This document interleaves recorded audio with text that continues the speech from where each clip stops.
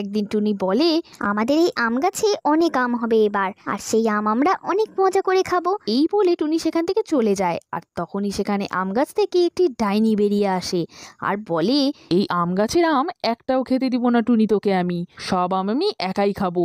এই কথা গাছের আড়াল থেকে টুনির ছানা পুকু সব শুনে নেয়। আর সে তখন তাড়াতাড়ি করে তার মাকে সব কথা বলতে যায়। তখনই রাস্তায় তার সামনে সেই ডাইনি এসে হাজির হয় আর পুকুকে জাদু দিয়ে আম বানিয়ে গাছের মধ্যেই ঝুলিয়ে রাখে। তারপর টুনি পুকুকে খুঁজতে খুঁজতে সেই আম গাছের সামনে এসে কাঁদতে থাকে।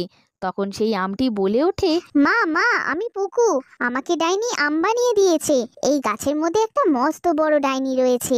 সে বলেছে যারা এই ভিডিওটি দেখছে তারা যদি ভিডিওটি লাইক করে চ্যানেলটিকে সাবস্ক্রাইব করে দেয় তবে আমি আবার আগের রূপে ফিরে আসব। একদিন টুনি তার ছানা পুকুকে নিয়ে ঘুমাচ্ছিল।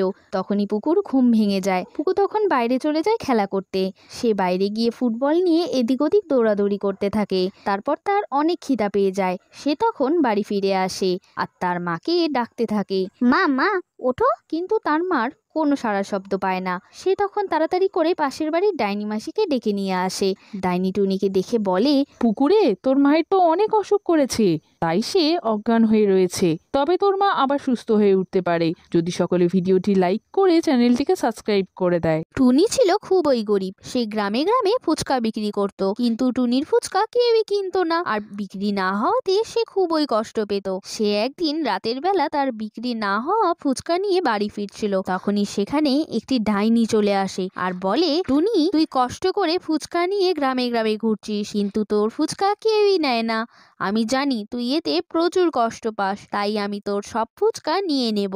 এই বলে ডাইনিটি টুনির সব ফুচকা নিয়ে নেয় আর টুনিকে একটি সোনায় ভরা বাক্স দেয়। টুনি তখন আনন্দে সেখান থেকে বাড়ি চলে যায়। আর ডাইনিটি বলে, বন্ধুরা, তোমরা সকলে ভিডিওটি লাইক করে চ্যানেলটিকে সাবস্ক্রাইব করে দিলে এরপর থেকে টুনির সব ফুচকা বিক্রি হয়ে যাবে।